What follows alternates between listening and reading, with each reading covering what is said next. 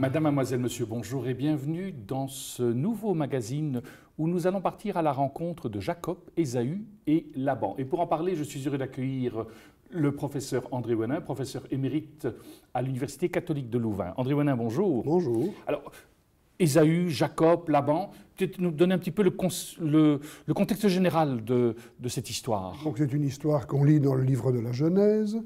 Elle fait suite à l'histoire d'Abraham et elle précède l'histoire de Joseph, qui est en fait l'histoire des frères de ce Jacob, des fils de ce Jacob, pardon. Et donc, c'est une histoire qui va s'insérer à l'intérieur d'une grande saga, si on peut dire, une grande saga familiale, qui raconte comment la bénédiction de Dieu se transporte d'une génération à l'autre, mais aussi comment se transportent d'une génération à l'autre les problèmes familiaux qui finissent par se résoudre dans l'histoire de Joseph. Alors, les parents, ils ont un rôle important dans cette histoire? Évidemment, donc ici, l'histoire commence avec Jacob et Ésaü, elle va se continuer d'ailleurs après une parenthèse avec Laban, qui est le beau-père de Jacob, ça va se continuer par l'histoire de Jacob et Ésaü, et forcément, puisque ce sont des frères, la question des parents se pose immédiatement, à savoir que ce ne sont pas des gens qui interviennent dans l'histoire sans passé, mais d'une certaine manière héritent du passé de leurs parents. Vous avez Isaac, que vous connaissez, qui est un enfant qui était attendu très longtemps par Abraham et Sarah, qui est né alors qu'il n'était plus espéré, et qui est un personnage relativement falot, on va dire, dans la mesure où, par exemple, dans la fameuse scène du sacrifice d'Isaac, il est pratiquement passif. Il va être très passif aussi dans l'histoire de son mariage. C'est quelqu'un qui, dans ce qu'on raconte de lui, refait des choses que son père a déjà faites, mais sans initiative particulière de sa part, etc. De l'autre côté, vous avez Rebecca, qui, elle, est introduite dans le récit de la Genèse au chapitre 24, et qui est une femme énergique, une femme qui sait ce qu'elle veut, une femme serviable, une femme avenante, etc. Et donc, on voit tout de suite, si je peux dire, qui dans le couple va porter le pantalon. Et en plus, les choses vont se corser parce que Isaac va préférer l'aîné Ésaü, on y reviendra, tandis que Rebecca va préférer le second Jacob. Autrement dit, les préférences parentales vont jouer un rôle assez important, précisément dans ce qui va advenir entre les deux frères. Mais ces deux frères, vous dites le premier et le second, mais ce sont pourtant des jumeaux. Ce sont des jumeaux, effectivement. Donc, c'est le récit de la naissance d'Ésaü et Jacob dit clairement que lorsque Rebecca est enceinte, après que Jacob ait prié pour qu'elle le devienne, parce qu'elle était stérile pendant 20 ans, comme d'ailleurs toutes les matriarches à peu près, lorsque ces enfants sont conçus, on dit immédiatement qu'il y avait deux enfants dans son ventre et qu'ils s'entrechoquaient l'un l'autre. Donc la bagarre a déjà commencé à l'intérieur du sein maternel et Rebecca alors va trouver Dieu parce qu'elle se demande ce qui se passe. Nous savons qu'elle attend des jumeaux, mais elle ne sait pas qu'elle attend des jumeaux et Dieu émet un oracle relativement vague en disant que deux peuples sont dans son ventre, qu'ils vont se séparer, qu'un peuple sera plus grand que l'autre et que l'autre servira le premier. Bref, un oracle relativement vague, mais que Rebecca va interpréter dans le sens que c'est le plus jeune, à savoir Jacob, qui finira par supplanter son frère. Peut-être d'ailleurs est-ce une des raisons pour lesquelles elle va préférer son cadet, alors que clairement Ésaü va préférer son aîné. Pardon, Ésaü va être préféré par son père Isaac, parce que Ésaü est un chasseur des grands espaces et que Isaac adore les plats de gibier. Autrement dit, on a là des préférences parentales. Mais ce qui est intéressant, c'est que je vous ai dit que la dispute entre les frères commence dans le sein maternel, mais au moment de la naissance aussi, puisque le premier qui sort, c'est Ésaü, qui est nommé Ésaü parce qu'il est tout entier, par un jeu de mots, il est tout entier couvert de poils, comme un manteau de chèvre, si on peut dire.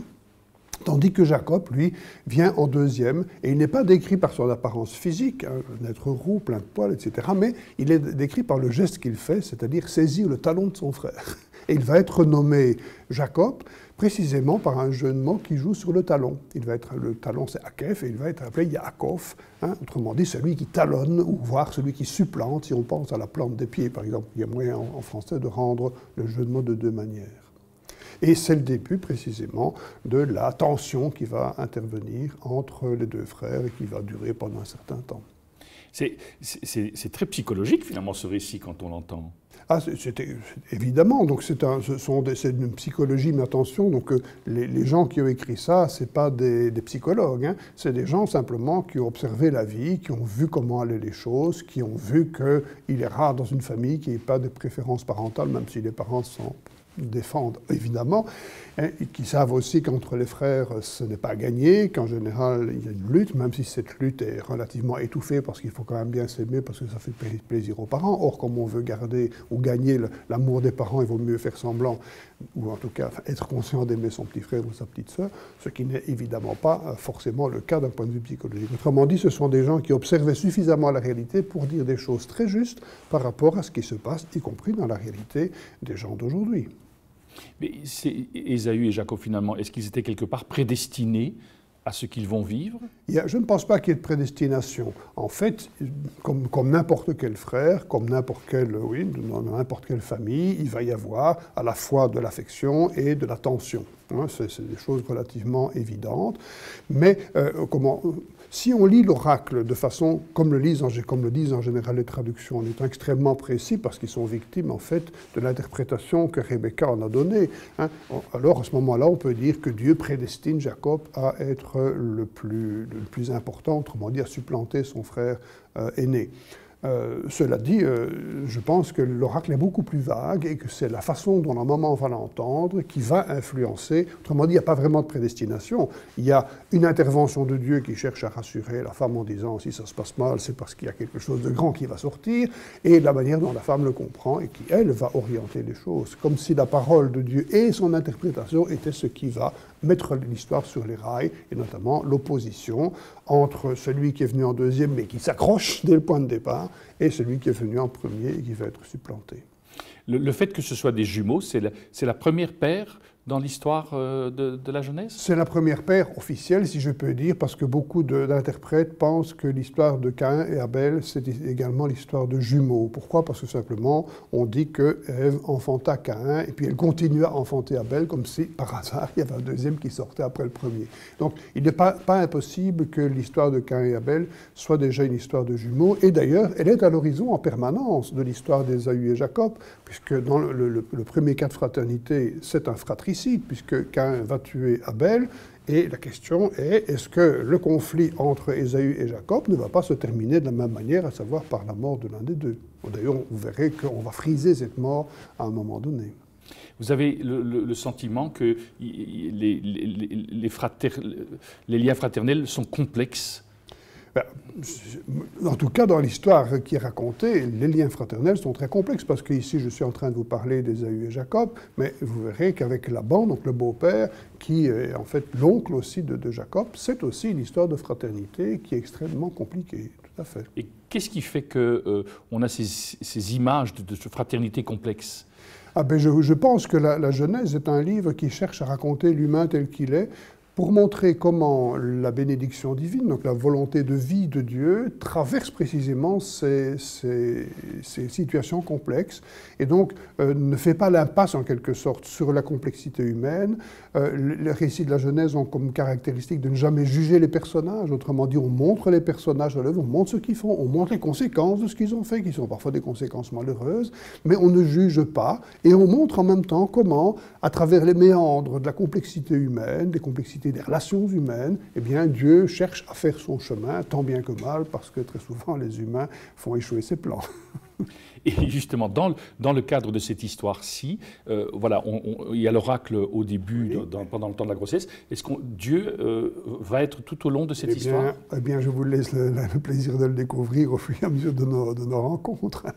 Mais la première chose qui se passe dans le récit, c'est que Jacob va profiter de la faiblesse de son frère, faiblesse momentanée, pour lui acheter son droit d'aînesse. Et donc, dès qu'on a raconté leur histoire de la naissance, dès qu'on a dit qu'il y a préférences parentales, immédiatement après, on raconte le premier épisode où Ésaü rentre affamé de la chasse, il voit Jacob en train de préparer un brouet de lentilles, il veut absolument manger de ça, Jacob commence à discuter en disant « mais alors tu me vends ton droit d'aînesse, hein, et puis tu me jures que tu me vends ton droit d'aînesse ».